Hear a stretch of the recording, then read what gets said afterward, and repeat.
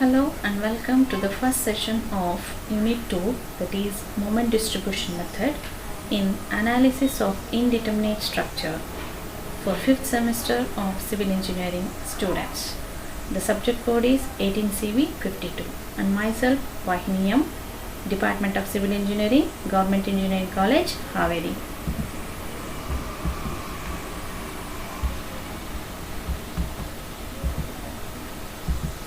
Contents of moment distribution method are as under: introduction, sign convention, terminology, procedure of moment distribution method, applications of moment distribution method. Introduction. Moment distribution method is developed by Hardy-Cross in 1930. It is also known as Hardy-Cross method. As it is developed by Hardy-Cross, it is also known as Hardy-Cross method. It is widely used for the analysis of indeterminate structures, and it is a repetitive or iterative type of method analysis. Sign convention. So the different sign conventions what we use in the analysis of structures using moment distribution methods are as below. Moments. The clockwise moments are taken as positive.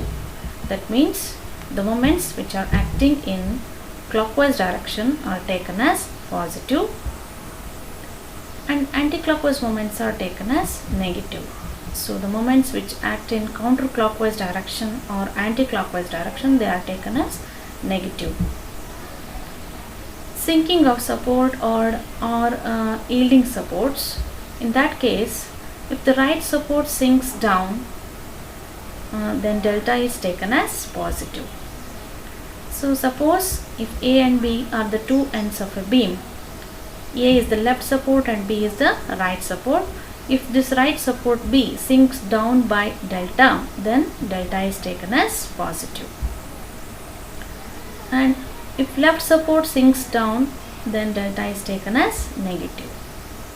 Let us take that end A of this AB beam sinks down by delta.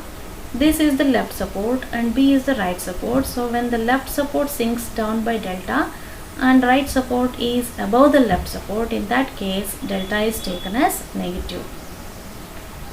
Next we have bending moments. So the conventional bending moment sign conventions is followed. Sagging bending moment is taken as positive, and then hogging bending moment is taken as negative. So the moments which induce sagging in the members are taken as positive bending moment, and the moments which induce hogging in the members of a structure are taken as negative. Next we have shear force. So the conventional shear force sign convention is followed here. Left up, right down. So that is, if you are coming from left to right, the forces which are acting in the upward direction are taken as positive, or if you are coming from right to left, the forces which are acting in the downward direction are taken as positive. On the contrary, if you are coming from left to right, the forces acting in the downward direction are taken as negative, and from right to left, the forces acting in upward direction are taken as negative. So these sign conventions for bending moment and shear force are followed to draw the bending moment diagram as well as shear force diagram. So next is terminology. So in moment distribution method, some new terms we are going to come across. Those terms we are going to study here. So the first term is carry-over moment. As the name itself suggests, so some part of the moment applied at one end will be carried to the other end. So that is called as carry-over moment. So that means the carry-over moment is defined as the moment induced at the far end by the application of moment at the other end. So let us consider a beam AB with A fixed and B on a simple support or on a roller. Okay, so let us apply a moment m in the clockwise direction at B. Okay, since it is applied at B, we will designate it as mb. Okay, so as we apply a moment mb at B, some part of this applied moment will induce moment at the far end. So this is the near end B, as the joint where we apply the moment, that is called as near end, and the joint which is away from that end is called as far end. Okay, so for this member we are applying a moment mb at joint B. So the far end for this joint is A. So as soon as we apply a moment mb, some part of the moment will be induced at the far end A in the same direction as that of the applied moment. So here we have applied a moment in the clockwise direction. So therefore a clockwise moment at A will get induced. So therefore mb is the applied moment and ma will be the carryover moment. So that is the moment which is induced at the far end due to the application of a moment at the near end is called as carryover moment. So next is carryover factor. So that means by what amount the moment is going to induce at the far end. What is the amount by which the moment is going to induce at the far end. So that factor is called as carryover factor, and it is defined as the ratio of induced moment to applied moment, induced moment or carryover moment. So expression we can take it as carryover factor is equal to carryover moment to applied moment. So this carryover factor depends upon the type of the end conditions of the far end. So first we will take up when the far end is fixed. When the far end is fixed, let us take up this example, a beam AB where A is the near end and B is the far end. Okay, so let us apply a moment MA at the end A, okay, in the anti-clockwise direction. So this moment MA is going to induce some amount of moment at the end B, that is MB. Okay, so this moment, the ratio of carryover moment, so here carryover moment is MB and applied moment is MA. So we have applied a counterclockwise moment, so therefore the induced moment is also in the counterclockwise direction. So the ratio of carryover moment MB to MA is called as carryover factor. So therefore carryover factor is equal to MB by MA, and for the fixed end, when the far end is fixed, this ratio is equal to half. So half of the applied moment will be shared by the far end when it is fixed. So the moment induced at the far end whenever the far end is fixed will be equal to half of the applied moment. Okay, next condition is when the far end is simply supported. Either it may be supported on a hinge, a roller, or on a simple support. In that case, so let us consider AB a propped cantilever where A is fixed and B is a prop. Okay, let us assume MA is the applied moment. MA is the applied moment. Due to this application, so the far end will get induced with some moment that we will designate it as MB. Okay, so now from the definition, carryover factor is equal to MB by MA, ratio of carryover moment to applied moment, carryover moment to applied moment. And when the far end is simply supported, this ratio will be equal to 0. Why? Because the far end is simply supported and it is free to rotate, therefore it cannot take any moment. Therefore the carryover factor when the far end is simply supported, that will be 0. Hence what will be the carryover moment then when the far end is simply supported? It will be 0. Only when the far end is fixed it can take the carry over moment, or when the far end is an intermediate joint, then only it can take the carry over moments. In other cases, when the extreme support is simple support or a hinge or a roller, in those cases carry over moment will be 0, since carry over factor is 0. Why? Because the far end, whenever it is hinged, it cannot take the load, it cannot take the rotation. It is free to rotate, okay, therefore it is free to rotate, therefore it cannot take carry over moment. Next term is relative stiffness. What is stiffness? Stiffness is the resistance offered by a member for deformation, or it may be displacement, okay. So in this case we are dealing with relative stiffness, as it is defined as the ratio of moment of inertia of the member to the length of the member. As the section of the member is more, okay, so the stiffness will be more, okay. So if you take a thin pen, and if you take a thin rod, okay, so stiffness of those two members of same length will be more, because they are having different moment of inertia. Why? They are having different cross sections. And also, as the length of the member increases, the stiffness also reduces. You can see the stiffness is more in short members, whereas the stiffness is less in longer members. You can see the buckling actions in case of longer members. Therefore, relative stiffness is defined as the ratio of moment of inertia to the length of the member. It is denoted by a letter K. So relative stiffness for a member is equal to K is equal to ratio of I by L.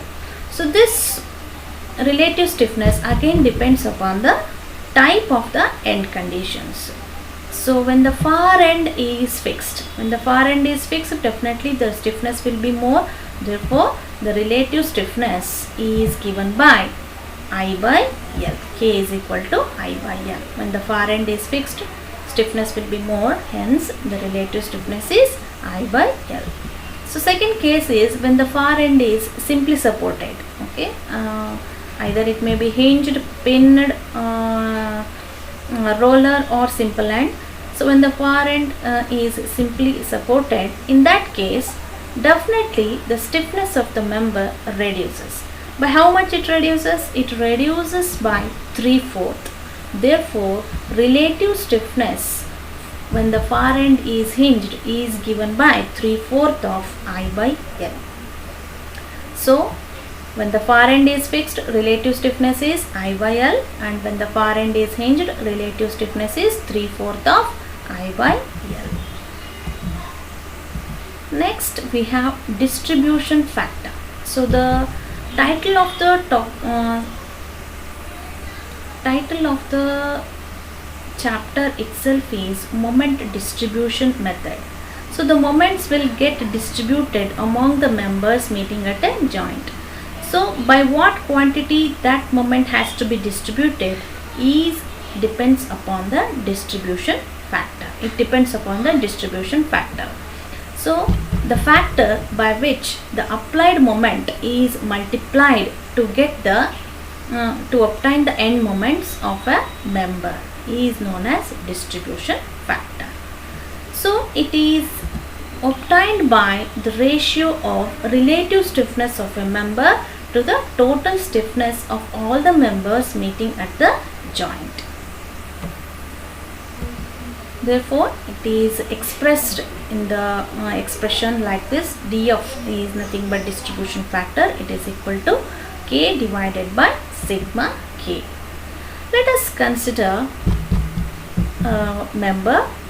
O is the intermediate joint, wherein 4 members are meeting at the joint: OA, OB, OC and OD, okay, with different end conditions. A is supported on a hinge, B, C and D are supported with the fixed end. So let us apply a moment M at the joint O. So this moment M will get distributed among the members meeting at the joint. So here 4 members are meeting, so this moment has to get distributed among the 4 members. So which depends upon the distribution factor. So we know that distribution factor is the ratio of relative stiffness to total stiffness of the member. So let us find the relative stiffnesses of individual members. KOA, K is the relative stiffness, O suffix OA represents the member OA. Relative stiffness for member OA is equal to 3/4 of I by L. Why?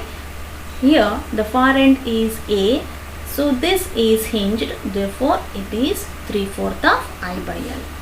Next, relative stiffness for member OB, KOB. So here the far end is fixed, OB.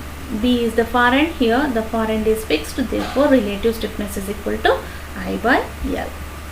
Next, for OC member, relative stiffness for OC member is equal to I by L because C is fixed here. Next, relative stiffness for OD member, that is also, since D is fixed, that is also is equal to I by L. Okay, so total stiffness is nothing but the summation of stiffnesses of all the members meeting at the joint. Therefore, total stiffness is given by sigma K. Therefore, sigma K is equal to summation of stiffnesses of all the members. So, summation of stiffness for member OA, stiffness for member OB, stiffness for member OC and stiffness for member OD. Therefore, sigma K is equal to KOA plus KOB plus KOC plus KOD. So now by using the equations for relative stiffnesses for individual members and total stiffness, we can calculate the distribution factors for each individual elements. Okay, so distribution factor for member OA is equal to relative stiffness of member OA, KOA, to total stiffness, sigma K. Next, distribution factor for OB member is equal to KOB divided by sigma K. Next, distribution factor for OC member, that is equal to KOC divided by sigma K, and distribution factor for OD member is equal to KOD divided by sigma K. So we have calculated, this is how we have to calculate distribution factors for each and every member meeting at a joint. So distribution factor will be calculated only for those members which are meeting at a joint, at an intermediate joint, not at the extreme joint. We have to calculate distribution factors for all the members meeting at an intermediate joint. Okay, and the summation of distribution factors of all the members meeting at a joint will be always equal to 1. It will be neither less than 1 or more than 1. It will be always equal to 1. So if you add the some value of distribution factor for OA, distribution factor for OB, distribution factor for OC and distribution factor for OD member, if you add all those values, you should get 1. If you are getting less than 1 or more than 1, it means that you have made some mistake. You have to recheck the values. Okay, so the summation of values of distribution factors at any joint should be equal to 1. So next we will take a look at the procedure of moment distribution method, that is how to apply this moment distribution method to analyze any structure or any indeterminate structure. So first thing is to calculate the fixed end moments using the different standard formulas for different standard loading cases. Using those equations, we can calculate fixed end moments for each and individual members, treating them as fixed beams. Next step is to calculate the distribution factor. as in the previous slide we have explained how to calculate the distribution factor, we have to calculate the distribution factor for all those members which are meeting at an intermediate joint. Next step is to balance the imbalanced joints. Okay, so after calculating the fixed end moments, the summation of moments at any joint should be equal to 0. For any equilibrium, the summation of moments at any joint should be equal to 0. Okay, so when you add the moments at a joint, so that if you are not getting it as 0, so that joint will be imbalanced. So you have to balance that by applying a balancing moment of same magnitude in the opposite direction. Okay, so that is called as balancing. Okay, so that balancing moments has to be distributed according to the distribution factors for those members meeting at the joint. Okay, so as soon as you balance that joint, so some portion of those moments will be carried to the far ends if they are an intermediate joint or an fixed end. Okay, some portion will be carried to the far ends. Okay, again that joint will get undisturbed, or again that joint will get imbalanced. So again the step is balancing that imbalanced joint. So these two cycles will repeat, that is carryover and balancing will be repeated until we get the balancing moments as negligible. Okay, so the distributing whatever the balancing moments that we distribute according to the distribution factors, when we get them as negligible, till that end, till that step, we have to carry on these two cycles, that is carrying over and balancing. Okay, after obtaining the negligible values of distributed moments, we can stop the cycles. Okay, next, to get the final moments, we have to add all the moments in a column from the fixed end moments to get the final moments. Okay, so each column with from fixed end moment, distributed moments, carryover moments and balancing moments, all those moments have to be added to get the final moments. After obtaining the final moments, we have to find the support reactions, determine the support reactions by considering each span separately, and then using those support reactions construct the shear force diagram. After obtaining the shear force diagram, we have to draw the bending moment diagram. So in this, after obtaining these final moments, whatever we obtain from the distribution of moments, these moments are the support moments or end moments. Using those moments, we can draw the support moment diagram, over which we have to superimpose it with the free bending moment diagram. So the superimposition of free BMD over support moment diagram will lead to the final bending moment diagram. So final BMD consists of support moment diagram as well as free bending moment diagram. How to draw free bending moment diagram means treat individual members as simply supported beams, draw the free bending moment diagram. So that is the procedure of moment distribution method. Next, where we can apply this moment distribution method. So this method can be applied in the analysis of continuous beams without sinking, continuous beams with sinking, and analysis of orthogonal frames without side sway, and analysis of frames with side sway. These topics, that means examples on these topics, will be discussed in the next session. So that is about for today's session. Thank you for patience listening. Thank you.